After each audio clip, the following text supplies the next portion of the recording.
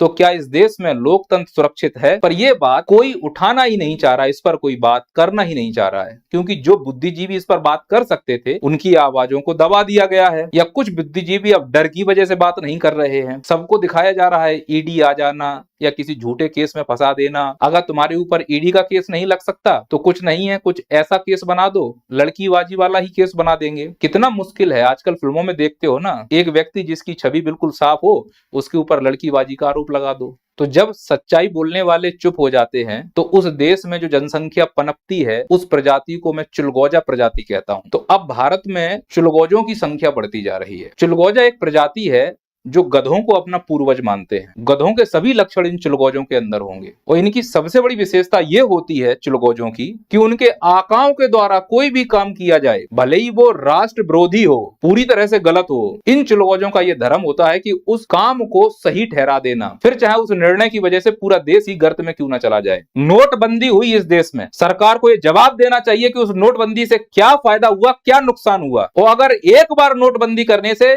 माननीय प्रधानमंत्री मोदी जी ने कहा था मुझे 50 दिन का मौका दो, अगर मेरी नियत में कोई खोट निकले तो मुझे चौराहे पर आकर सजा देना, मैं चौराहे पर खड़ा हो जाऊंगा आकर। कहां गए वो प्रधानमंत्री जी के वादे? मुझे तो पूरी तरह से खोट दिख रही है। अर्थव्यवस्था चरमरा गई है जब से ये नोटबंदी हुई है, और अगर इसमें कोई कमी नहीं होती तो लोग लाइन में नहीं लगते। जल्दबाजी में लिया गया निर्णय था ये। और अगर नोटबंदी इतना ऐतिहासिक फैसला था तो माननीय प्रधानमंत्री मोदी जी किसी भी रैली में नोटबंदी का जिक्र करने से नहीं चूकते। जिस प्रकार से वो राम मंदिर का जिक्र करने से नहीं चूकते, 370 का जिक्र करने से नहीं चूकते, एयर स्ट्राइक का जिक्र करने से नहीं चूकते, वैसे ही नोटबंदी का जिक्र करने से नहीं चूकते आप, क्योंकि वो निर्णय आपका गलत था।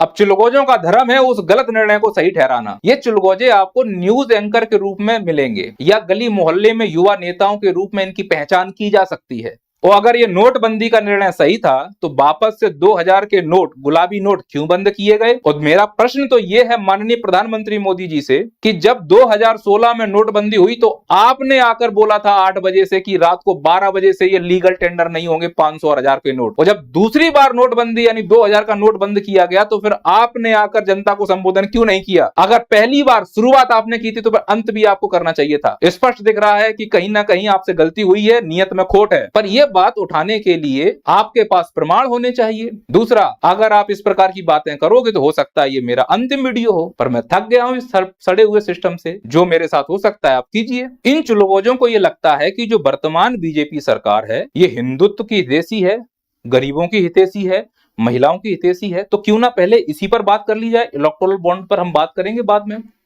क्या सच में यह सरकार हिंदुत्व की हितैषी है? जब अयोध्या में राम मंदिर बना था तो हिंदू धर्म के जितने धर्म गुरु थे वो मंदिर के बाहर बैठे हुए थे, और तथाकथित नेता मंदिर के अंदर पूजा कर रहे थे। अगर ये हिंदू के हितैषी होते तो धर्म गुरुओं को मौका देते भगवान राम की पूजा करने के लिए। भगवान राम का मंदिर अधूरा था, प्राण प्रतिष्ठा कर दी गई, अब उसके ऊपर कलश बनेगा तो मजदूर उस कलश पर पैर रखेगा, वो पैर कलश पर नहीं भगवान के सिर पर माना जाएगा। हमारे भगवान का अपमान हो रहा है, कैसे बोल सकते हो कि ये हिंदू हितैषी है? और सबसे बड़ी बात कि जिस देश में छत्रपति शिवाजी महाराज हो, जिस देश में महाराणा प्रताप, राणा सांगा जैसे वीर हुए हो, उस देश में किसी से हिंदू के संरक्षण की बात करनी पड़ेगी हमको? हमें किससे डर? ये देश हिंदुस्तानियों का है, किसके संरक्षण की बात कर रहे हो? हमारे घर में घुसकर ही हमको कोई धमका दे, ऐसा हो सकता है क्या? नहीं, ये माहौल बनाया जा रहा है, ये माहौल बनाया जा रहा है। ना हम तब दबे थे ना हम अब दबेंगे। लेकिन मैं स्पष्ट बोलता हूं कि ये सरकार हिंदू का चोला उड़कर केवल अपनी राजनीति कर रही है, नहीं तो इन धर्म गुरुओं का अपमान नहीं होता।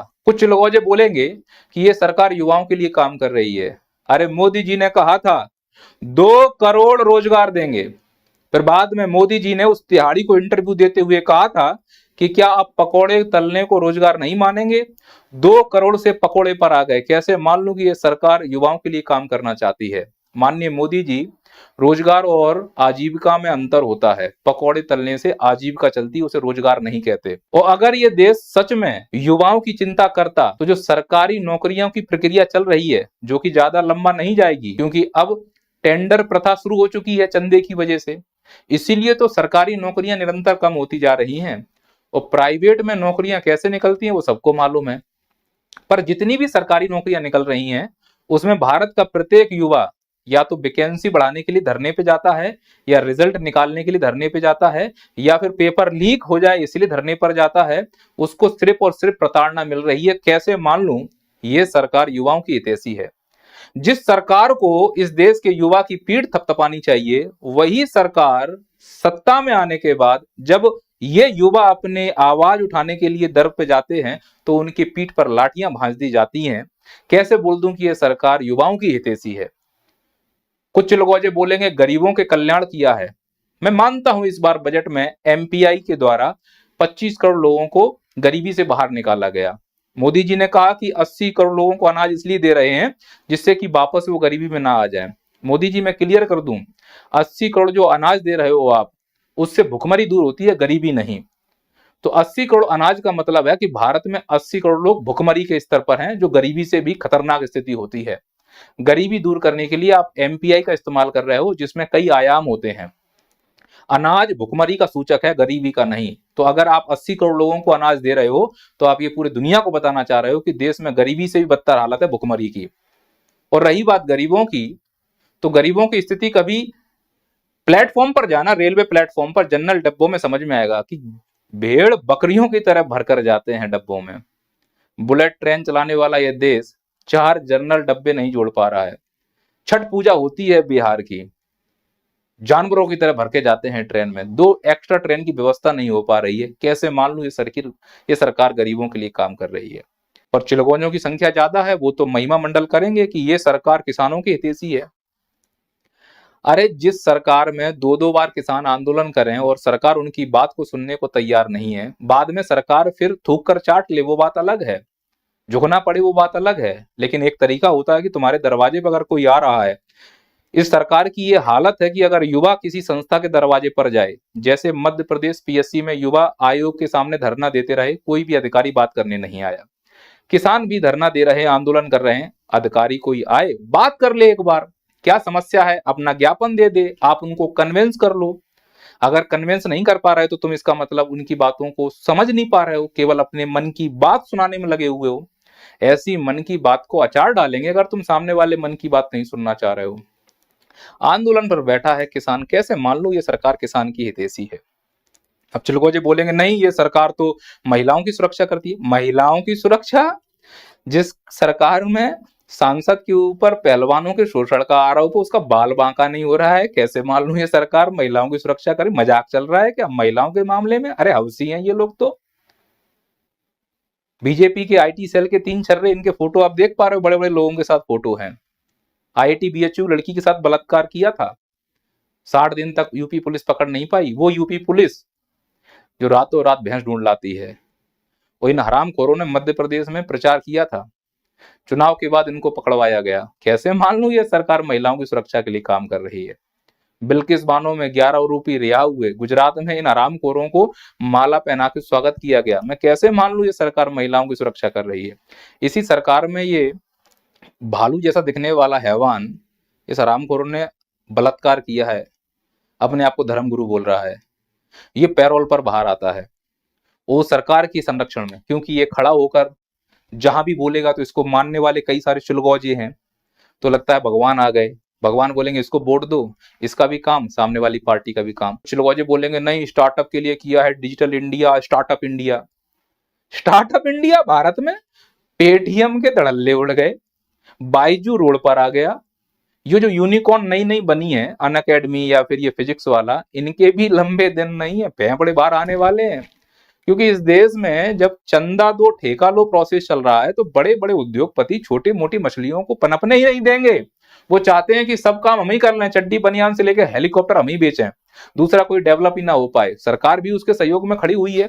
13 मार्च को रिपोर्ट आएगी एसबीआई की, दूध का दूध पानी का पानी हो जाएगा कि किसने किसको कितना चंदा दिया है और बदले में सरकार ने उनको क्या दिया है। अगर इसमें सरकार कोई बीच में बदमाशी नहीं करती है, बदमाशी तो करेंगे, प्रकृति ही बदमाशी की है। तंड बंड करना इनका प्रमुख उद्देश्य है। अब चूंकि इनके चेहरे सामने आ रहे हैं, अब कितने सामने आएंगे वो ठीक है, ये भी हो सकता है मेरा ये अंतिम वीडियो, औकात से ज्यादा बोल रहा हूं मैं। ये लाला रामदेव भगवा कपड़ा पहनकर पूरे भारत को मूर्ख बना रहा है। सुप्रीम कोर्ट ने कहा है कि तेरे प्रोडक्ट में मिलावटी सामान है। इंसान मिलावटी है, दिखता नहीं है। ये कभी अपने को पंडित कहता है, कभी अपने आप को ओबीसी कहता है। नंबर 1 का झूठा आदमी है ये, इससे बड़ा झूठा ही नहीं हो सकता कोई। तो जिस देश में पाखंडी झूठे भगवा पहन रहे हो, भगवा का अपमान है, इसके ऊपर भगवा शोभा नहीं देना चाहिए मेरे हिसाब से। नहीं, इस देश में लोकतंत्र की रक्षा हो रही, भारत लोकतंत्र की जननी है। लोकतंत्र की रक्षा, चंडीगढ़ का चुनाव हुआ था, ये रहा लोकतंत्र का हत्यारा। क्या कर लिया इसके लिए? सरेआम इसने धांधली की, सुप्रीम कोर्ट ने फटकार लगाई, कुछ हुआ इस देश में? नहीं नहीं, ये सरकार, बोलने की स्वतंत्रता, बोलने की स्वतंत्रता है सरकार में? अरे चुलगोज हो, इनको देखो दलालों को। ये वो दलाल हैं, किसी की पार्टी हो, मान लो अभी कांग्रेस होती तो ये कांग्रेस के तलवे चाट रहे होते, बीजेपी है तो बीजेपी के तलवे चाट रहे हैं, फिर कोई पार्टी आएगी उसके इनका काम ही है तलवे चाटने। इनके जो बच्चे पल रहे हैं वो तलवे चाट के ही पल रहे हैं, ये न्यूज एंकर थोड़ा ना, ये दलाल हैं। इनसे मुझे शिकायत नहीं है, मुझे शिकायत है ऐसे लोगों से जो बुद्धिजीवी हैं, जो यूट्यूब पर बहुत अच्छा कर रहे हैं। चिलगोजे बोलते हैं कि यह सरकार पारदर्शी सरकार है, पारदर्शिता लाती है। पारदर्शिता ये क्या होता है? अभी सुप्रीम कोर्ट ने इलेक्टोरल बॉन्ड को असंवैधानिक घोषित किया है, ये बहुत बड़ा धब्बा है, क्योंकि ये सुप्रीम कोर्ट ने जो असंवैधानिक घोषित किया है, ये आर्टिकल 14 का उल्लंघन है। कई सारे इसमें परिवर्तन किए गए, संशोधन किए गए, एक्ट में बहुत सारे संशोधन किए गए, इसे एक मनी बिल की तरह पेश किया गया, राज्यसभा की अनुमति नहीं दी गई, क्योंकि धांधली करना था। मोदी जी ने दाढ़ी इसलिए बढ़ाई जिससे तिनका आ पाए दाढ़ी में तिनका है मोदी जी के।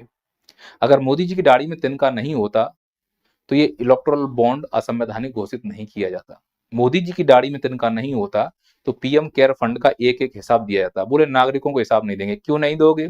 मैंने भी 2100 रुपए दिए हैं, मुझे मालूम होना चाहिए कि तुम 2100 रुपए मेरे कहाँ खर्च करने वाले हो। चंदा मांग रहे हो जनता से, हो जनता ही को नहीं बताओगे, होशियार ज्यादा समझ रहे हो अपने आप को, तो आपके ऊपर आरोप लगना स्वाभाविक है। अरे हमाम में सब नंगे होते हैं मोदी जी। अब आप ईमानदार हैं तो प्रेस कॉन्फ्रेंस करिए, पर उसके लिए जिगर चाहिए। 10 साल में एक भी प्रेस कॉन्फ्रेंस नहीं की है, मन की बात करते हुए घूम रहे हो। दूसरों की मन की बात आप कब सुनोगे?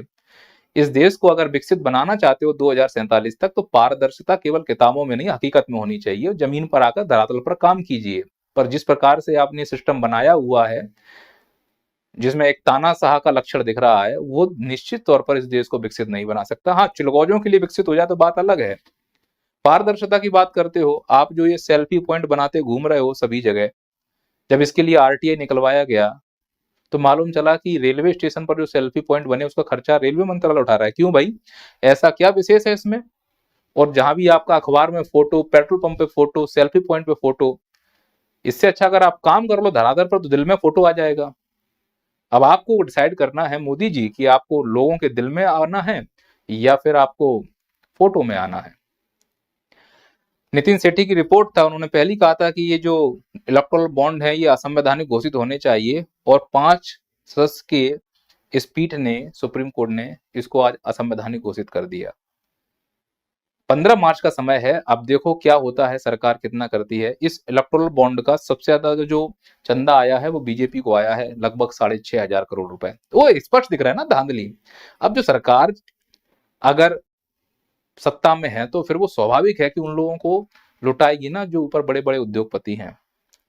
क्या मोदी जी ईमानदार हैं? आप कमेंट करके बताइए। मेरा प्रश्न है, क्या मोदी जी ईमानदार हैं? अगर मोदी जी ईमानदार होते, ये तब कहा जा सकता था जब उन्हें चीजों की जानकारी नहीं है। मैं मोदी जी की ईमानदारी पे इसलिए शक कर रहा हूं कि एक बार अजीत पवार के लिए उन्होंने कहा था कि यह व्यक्ति भ्रष्ट है, और उसके 3 या 4 दिन के बाद उसी अजीत पवार को पार्टी में शामिल कर लिया गया। इसका मतलब मोदी जी के नाक के नीचे ये सब हो रहा है। अगर आप उस कार्य में संलग्न हैं तो आप भी भ्रष्टाचारी हैं। आप भ्रष्टाचारी तब बड़े हो जाते हैं जब आप ईमानदारी का ढोंग करते हैं और भ्रष्टाचार कर रहे होते हैं, तब आपसे बड़ा भ्रष्टाचारी कोई नहीं होता। बीजेपी क्या वॉशिंग मशीन है? पार्टी के नेतृत्व कर रहे हो आप, अगर प्रधानमंत्री हो तो लात मार के निकालो ऐसे लोगों को, जेल में डालो। नहीं, अजीत पवार सिंचाई घोटाला बीजेपी में शामिल, एविएशन घोटाला प्रफुल्ल पटेल बीजेपी में शामिल, महाराष्ट्र सदन घोटाला छगन भुजबल बीजेपी में शामिल, हसन मुशरीफ शुगर मिल घोटाला बीजेपी में शामिल, हाउसिंग घोटाला नारायण राणे बीजेपी में शामिल। तो मैं कैसे मान लूं मोदी जी की आप ईमानदार हो? हम में तो सब नंगे हैं, हो तो आखिरकार आप भी राजनेता। बस धर्म की अफीम चटा दी है चुलगोजों को। शुक्र है कि मैं उन चुलगोजों में शामिल नहीं हूं। यह देश मेरा भी है, अगर इस देश में कुछ गलत होगा तो मैं बोलूंगा।